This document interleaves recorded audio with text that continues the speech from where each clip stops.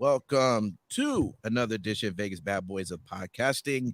I'm DJ Impact. I got Matt Michaels and Simon Street with us tonight. Once again, it's the night we're recording on the Super Bowl. So we giving a big congratulations out to the Los Angeles Rams for going ahead and taking that. By the way, I don't know if you guys saw, but one of the guys there actually had received their WWE belt.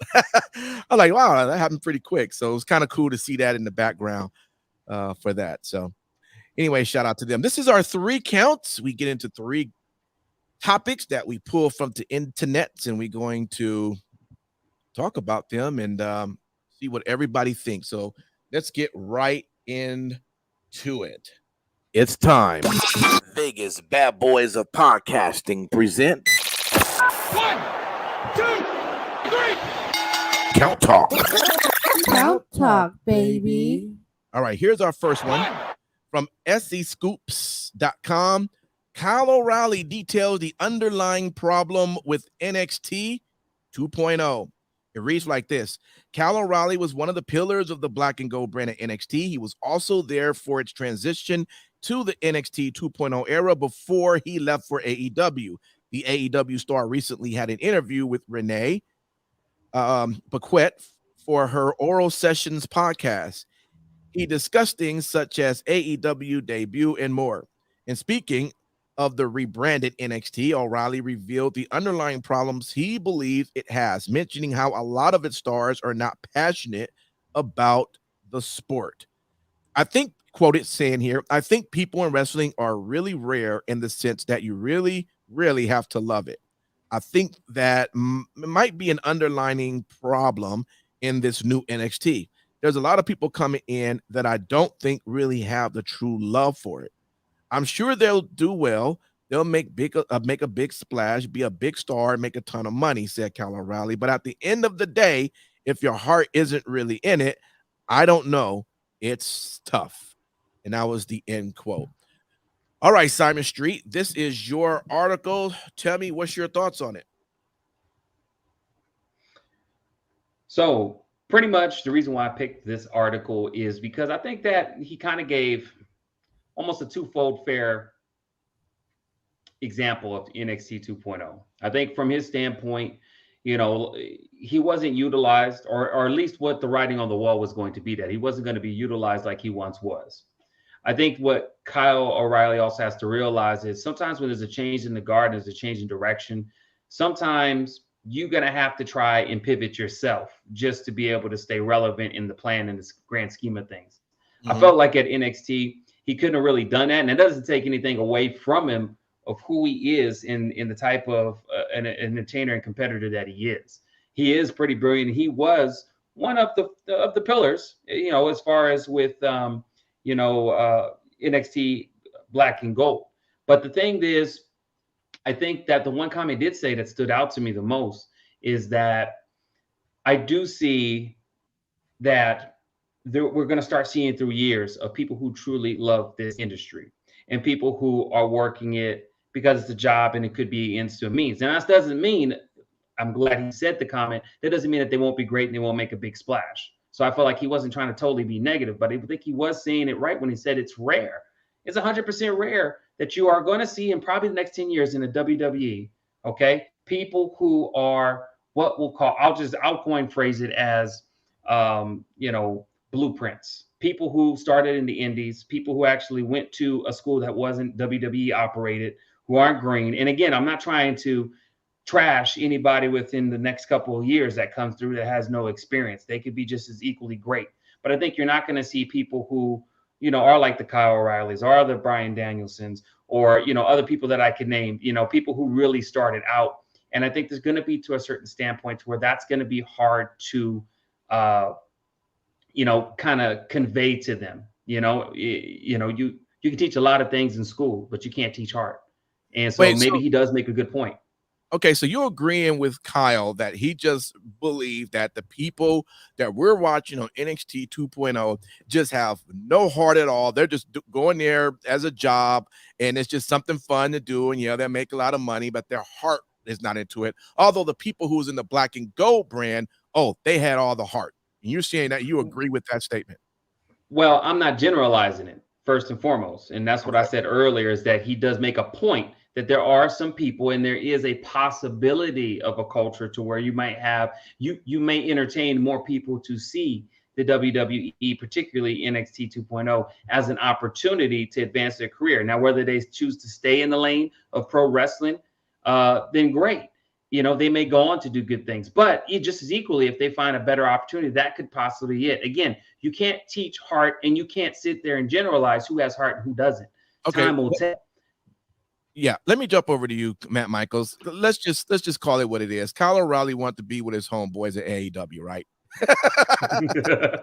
That too. I mean, come on. I'll go a step further. I'll seriously, I'll go a step further. I will say that being with his friends at AEW is a side benefit of the paycheck that he's getting from AEW. The Mark over there, who runs the business, was probably willing to give Kyle O'Reilly a lot of money compared to what he would have still been making on the NXT brand, because Kyle said that he didn't feel that there was a spot for him in WWE on the main rosters. And that's the funniest thing. Kyle O'Reilly, who was never an NXT champion, who was always the sidekick to Adam Cole, who when he was given the opportunity before they went to 2.0, he was given the opportunity to show himself that he could sell himself as a champion, and did not get the opportunity. This guy says he has heart. Well, that's fine and dandy, but you know what? Heart does not make you sell tickets. And you know, you've got to look at what they're doing in NXT, and that is they are building a factory of you know, the future of what they want to see on WWE television.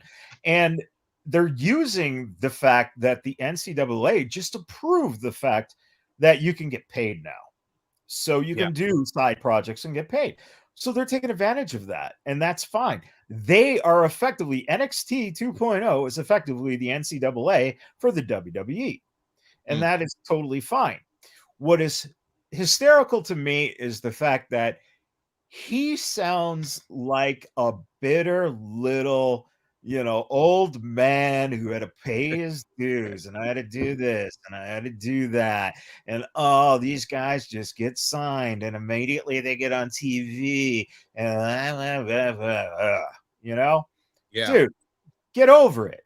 You know, you signed a contract elsewhere. That's it, man. And the fact of the matter is, hey, if you wanted to go to AEW, then you signed a contract. You could have signed back with NXT. You didn't, so just let it go. And you know, good. The funniest thing is that this guy complains, and yet he goes to AEW, and what is he doing? The same thing he was doing in NXT, teaming with Bobby Fish and being a secretary to Adam Cole. He's doing less. He's doing less, because the one thing I will say, Matt, is before he left NXT, he actually had been given many opportunities in a singles push. Yeah, that's so, you know, Bobby again, Fish and Adam Cole went out the door. They were gone. Well, yeah, but I'm saying, ordinarily in that same setup, and we've seen it countless times for sidekick, let's just call it what it is, he wouldn't have got that opportunity. I'm just going to be real. He's the Marty Jannetty of NXT. Well, hell. At least he didn't have to go through a barbershop window during a Carmelo Hayes segment. No, but he had to go through a cage match with Von Hammerstone or whatever he's called, who's not been on TV since that match. So, All right. Point taken. Yeah. Oh man, that's funny. All right, man. Well, good stuff. We'll see what happens to Mr. Kyle O'Reilly's career as he continues to hang out with AE Dubs. And by the way, congratulations though to Kyle O'Reilly, who is a new father, and that's why he's been off TV. Ah, there you go. Boom. All right, let's get to our second count. This one from CageSideSeats.com. It's titled "Tony Khan admits Jay White was booked because he botched the Forbidden Door. All right, let's read a little bit into it. It actually ended up being an effective way to get a lot of attention on what was a very entertaining 2 hours of pro wrestling. But even the most loyal AEW stan would admit Tony Khan's promotion of the surprises and big announcements on February 9th Dynamite was confusing as hell. Much of that stemmed from his initial promises last Friday. Khan used the term Forbidden Door, which was typically meant a wrestler contracted to one company appearing in another. The person TK was referring to didn't sound like they were signed to another company, though. It sounded like a free agent. He tried to cover for this by reworking the definition of Forbidden Door and differentiating between walking through it and opening it and slamming it. It was a mess, but it did give the online contingent of AEW's audience a lot to chew on. But it turns out the thing Khan was trying to hype was an ex-WWE talent whose non-compete had expired, Keith Lee. But in order to make good on his Forbidden Door promise and thereby preserve the sanctity of the term, or something I'm not terribly beholden to myself, but it seems important to a lot of folks, including friends of mine, the guy wrote, he worked with New Japan to book Switchblade Jay White. Now, this is the exact quote Tony Khan tweeted out. I didn't secure at Jay White until Sunday. I realized after the fact that Friday night I butchered my own definition of Forbidden Door and hyping tonight. I heard the fans' feedbacks and wanted to ensure that tonight was a special AEW Dynamite for all. Thank you, everyone who watched. Now, to finish up, it does say the AEW head honcho did say in his most recent interviews that he was adapting his original plans to meet fans' expectations, and now we know how. Would the buzz have been as loud if Khan had just promised a free agent signing? We'll never know. Should he have admitted his mistakes or made it seem like this was all in his grand plan from the jump?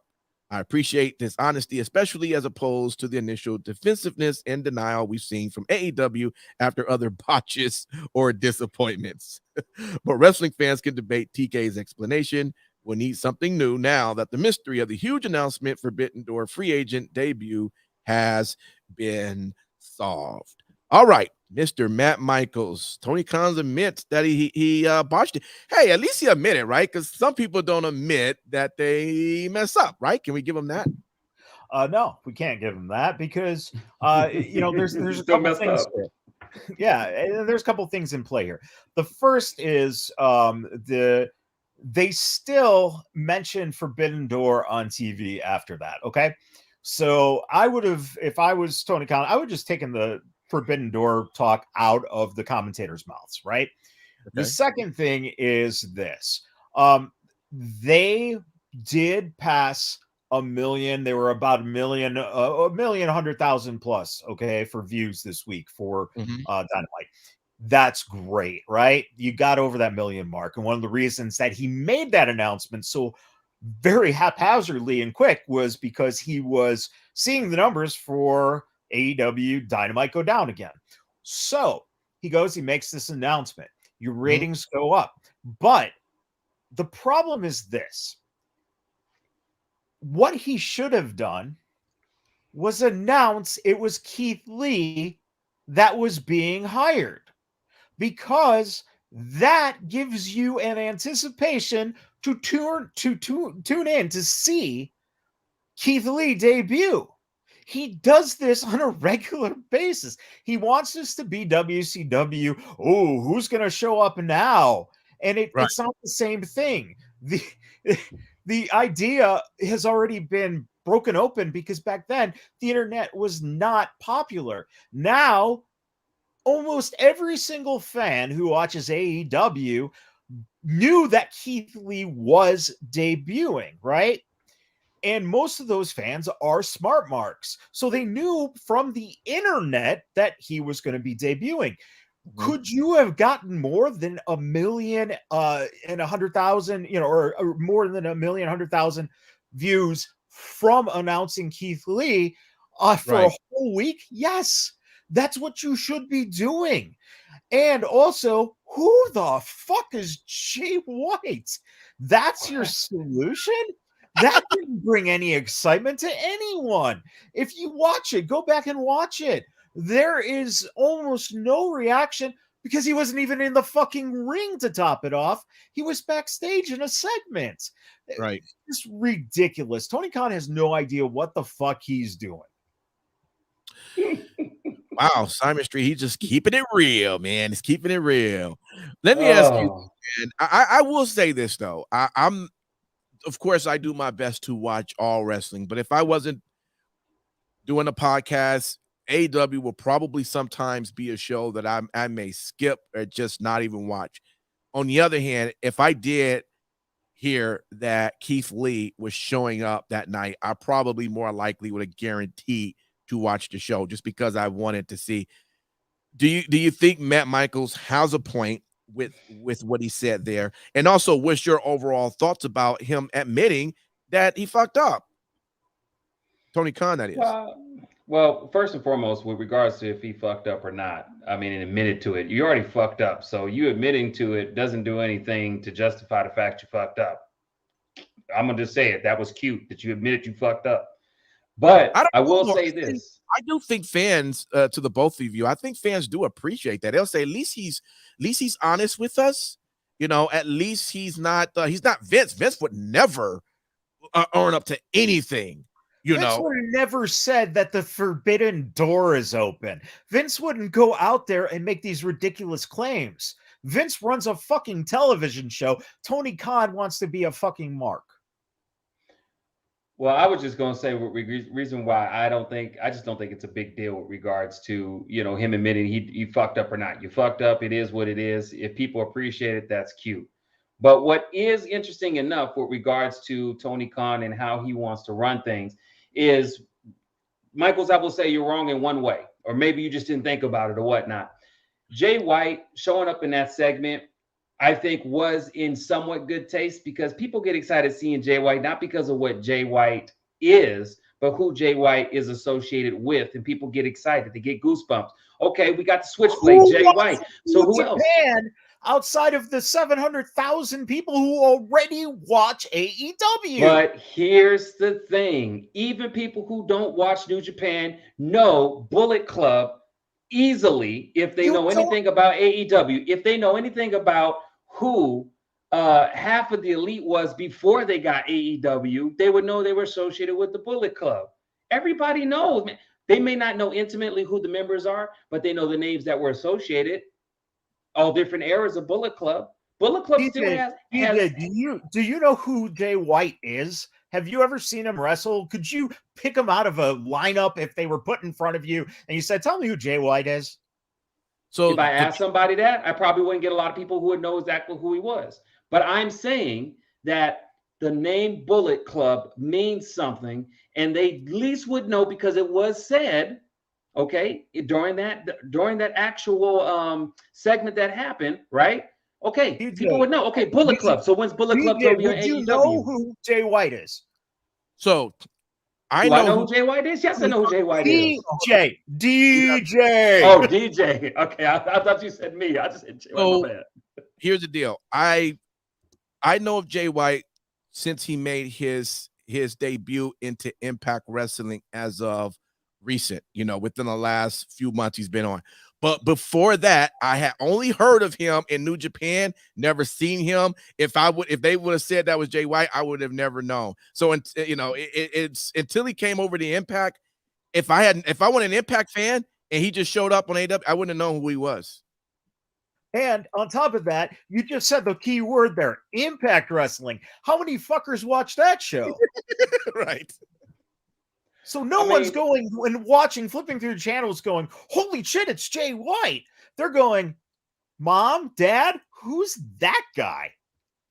And Mom and Dad are going, I don't know. Can we watch Jeopardy or something?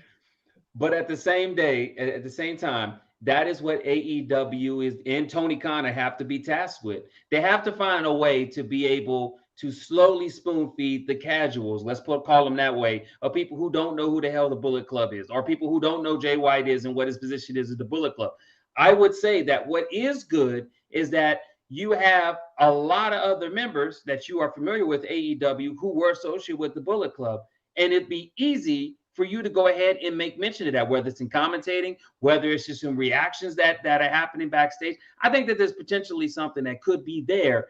But again, the problem is you're not not growing your brand. You're playing to the fans you already have.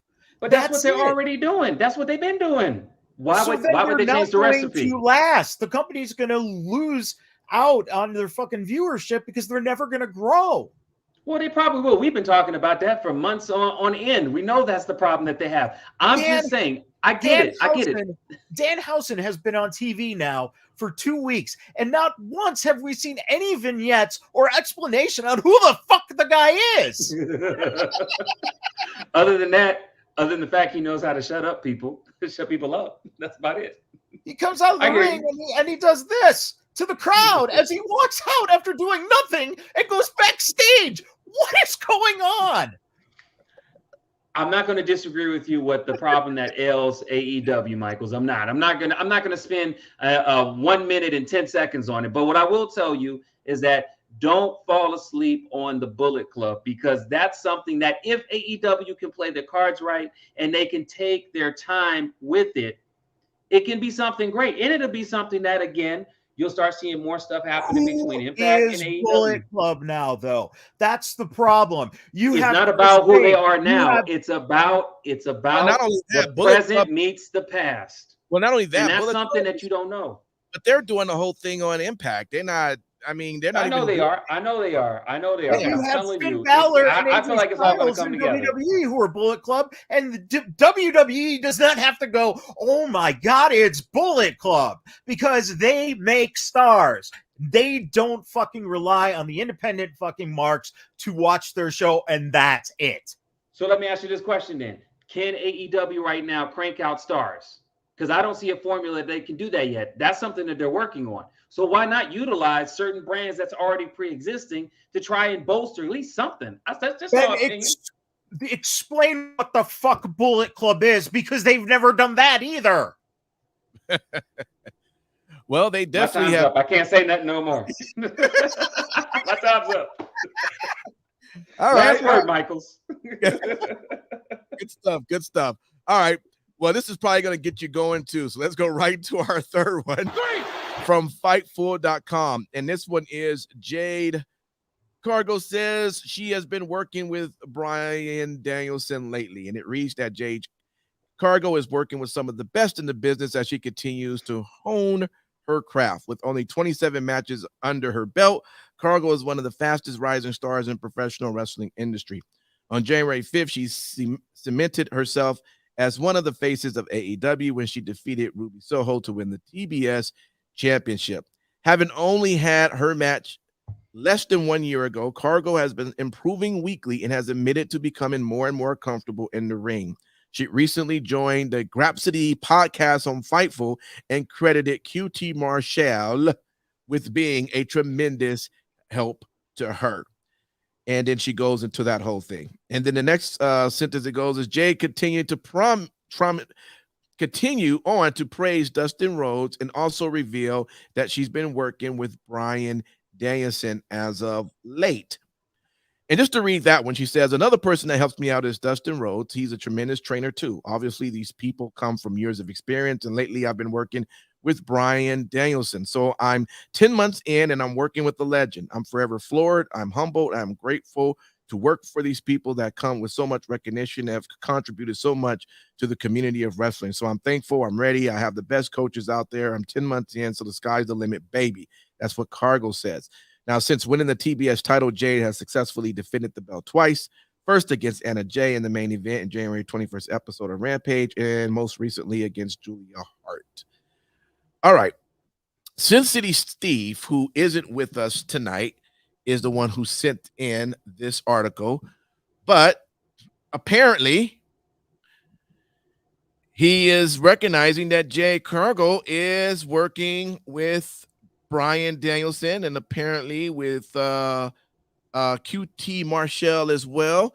So is this good news? Should we expect something great to eventually come from her? I mean, we know Bryan Danielson is an excellent worker, and you know I don't want to be the one to hate on Jade Cargo. I just think if I have any issues with her, I think they've been pushing her a little bit too fast, And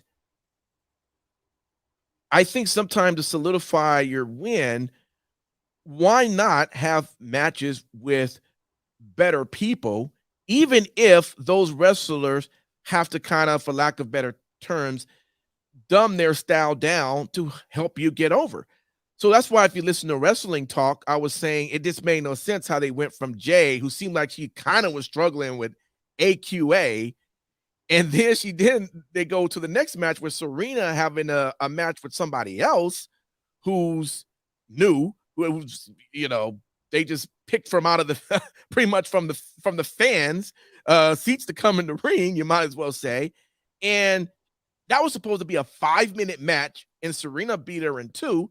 But why not then have a match where you now have Serena and Cargo? They go one-on-one. Serena kind of dumbs down her style and help give Cargill that win. And then if they had another match too, maybe Serena can get that, and that could be not for the TBS, but having all these people who you don't know going through the indie, the entire indie chain of wrestlers just to get your win over, I just don't see how that's smart booking. So you guys tell me. I know Sin City can't defend, his article, but is this going to be a big help? QT Marshall, Bryan Danielson, training, Jade Cargo. Either one. It just all depends. It's almost with the argument that me and Matt Michaels was going back and forth. AEW puts themselves in these ultrally ambitious projects, and at times, they're putting themselves in a bit of a bind, in a pickle. Jade Cargill is a pickle, because here's the thing: on first glance, she looked good, and I ain't talking about the way she looked with an outfit, but I'm saying if you never watched wrestling and you saw Jade Cargill with a TBS belt and you were ignorant, you were like, God damn, she looked like she can go. Well, here's the thing. That's true. Seen her go, and you see she's green as shit. So at the end of the day, as you stated, Impact, they are pushing her way too fucking far. You'd have swore her goddamn name is Cameron Grimes because she's going to the fucking moon. But what I will tell you is that what doesn't make sense is, yes, you're getting help from Daniel Bryan and QT Marshall. That's a weird name to say his name first and foremost. He ain't that special. But I am saying that if she is getting help from these people, she's gonna have to do a hell of a fucking lot, because the last 4 times I've seen her wrestle, and I don't watch AEW all the time, you could see the green like a patch of grass. So that's a huge fucking hole for her to dig herself out of. If she wants this bad enough, she can. Now, one thing I'll say, and I'll probably get butchered to death for it, someone else who came in who was probably pretty green, had a lot of good teachers, but took the opportunity and made a name for herself. Dare I say, one of the best in the business, and that was Chyna. Because when she first came in, all she did was this the whole time. But WWE, I will give this, was smart. They didn't push her to the fucking moon immediately. Jade has only been with AEW, I think, in the last 5 to 7 months. How long has she been there, Michael? So I know you was counting. Well, they said she's coming up on a year. Yeah. It's going on a year. Okay. But remember Chyna. And if I'm wrong, beat me up later when I'm done. When Chyna first came in, first came in, right? All she was standing there the whole time, really didn't get it. But WWE stuck with her, and she, I'm sure, had tons of people, right? And it was a little bit different of a time, because you never seen a woman that size come in with that much visual intimidation, right? Okay. She took the opportunity, made the best of it. Jade, you got to ask yourself, do you have what Chyna has and make the best of the situation? I don't know. I ain't with her. But again, AEW putting themselves in a hole, and they're going to have to really do a lot, because they might need more than QT Marshall and Daniel Bryanson. You might need to bring in a woman that can help her too, because it might need a little bit more. I don't know. That's just my opinion. That's how I feel about this article. Okay. All right. Let's go over to you, Matt Michaels, man. What do you see with this? First, I love that you said Jade Cargill is a pickle. So,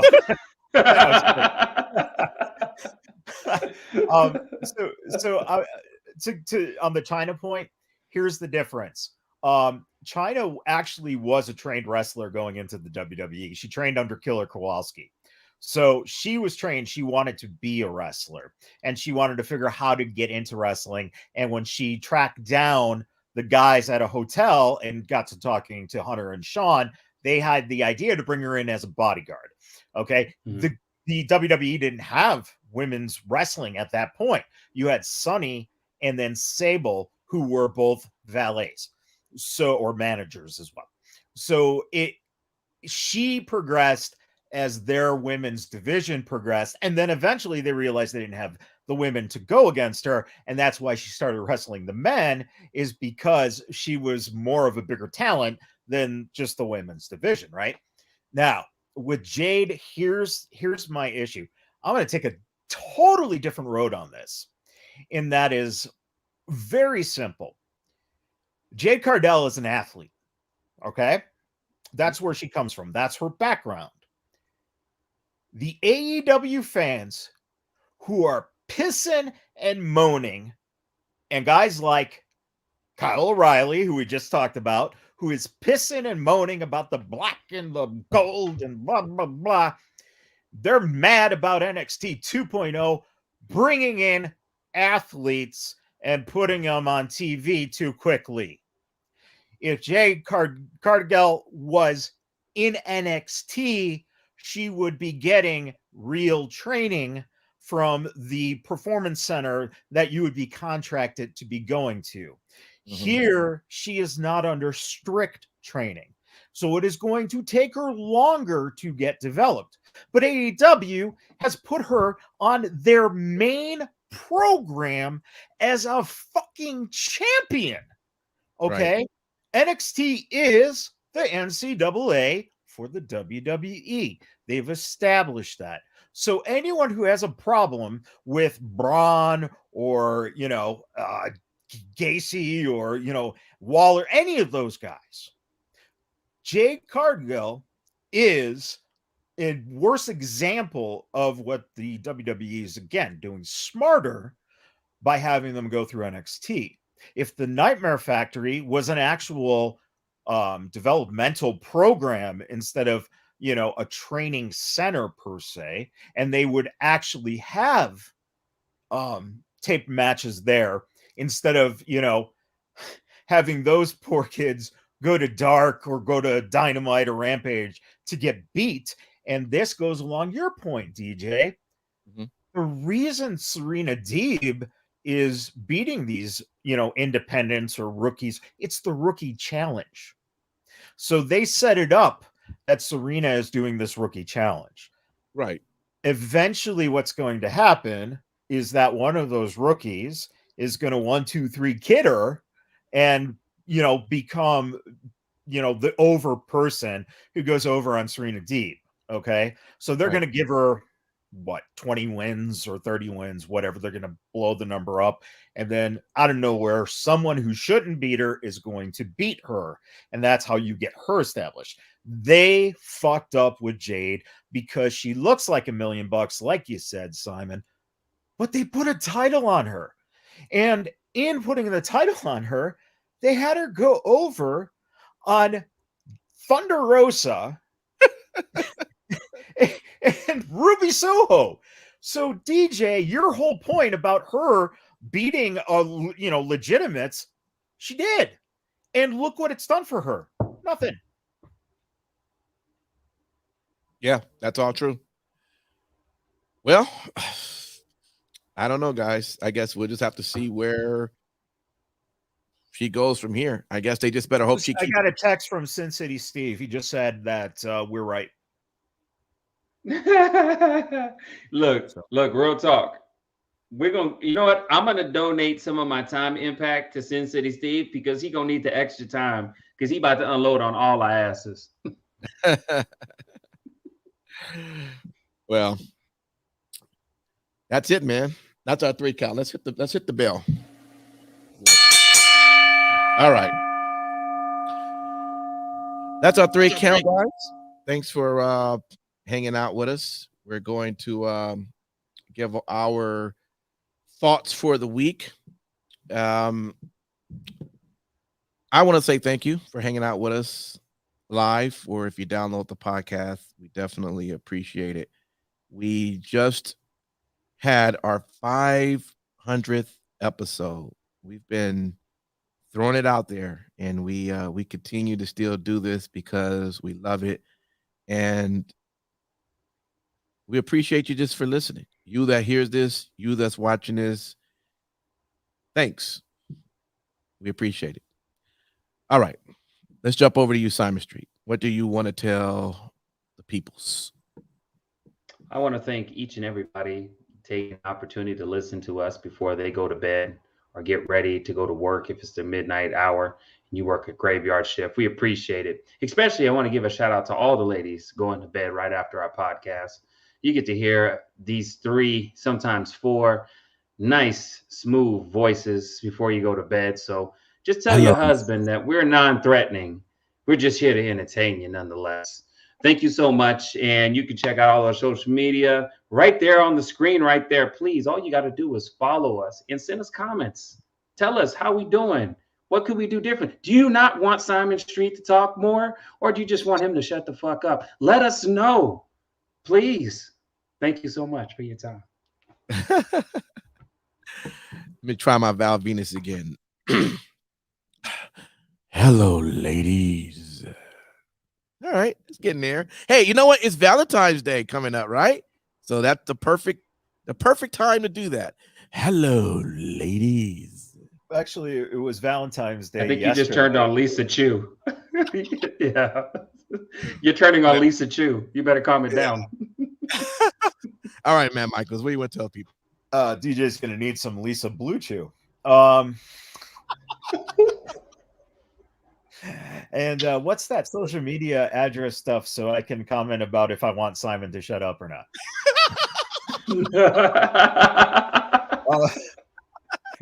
And Simon, thank you for pointing out to the husbands of the ladies to let them know that they're listening to D's Nuts before they go to bed.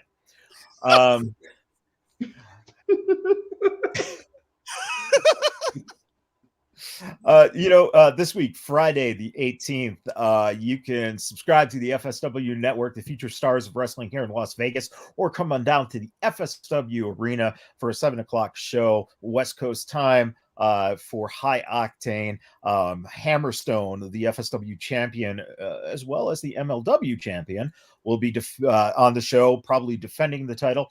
Nevada State champion Remy Marcel will be on the show.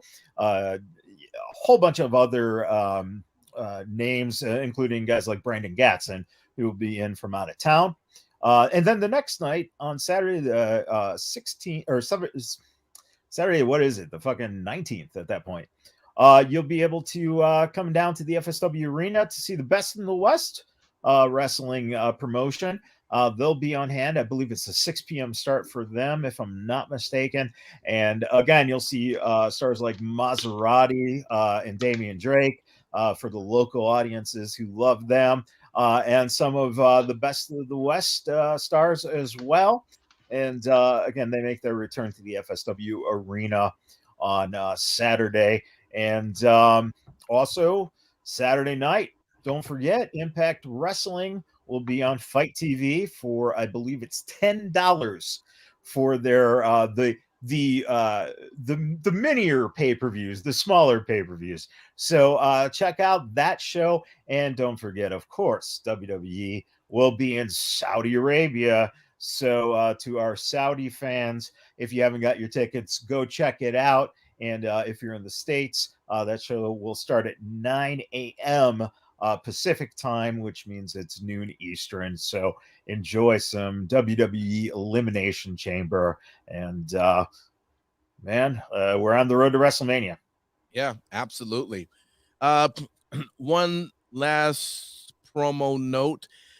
Of course, we're in February. If it's the shortest month of the year, that must mean it is Black History Month. So we have our State of the African Americans in Professional Wrestling talk that we have. We have 2 days of that, and we're going to release those this week. It should be Wednesday and Thursday. We ask you to take a listen to it, and hopefully it's an enlightful conversation. You will get something out of that. If you have any questions, comments, or anything, always feel free to DM us. You also can hit us at our Gmail account as well, which is pretty long, but Vegas Bad Boys of Podcasting at gmail.com. And just let us know. We appreciate everything. So hopefully you enjoy that this week as well. All right. So with that, we will see you all next week. And again, thanks for hanging out. Later.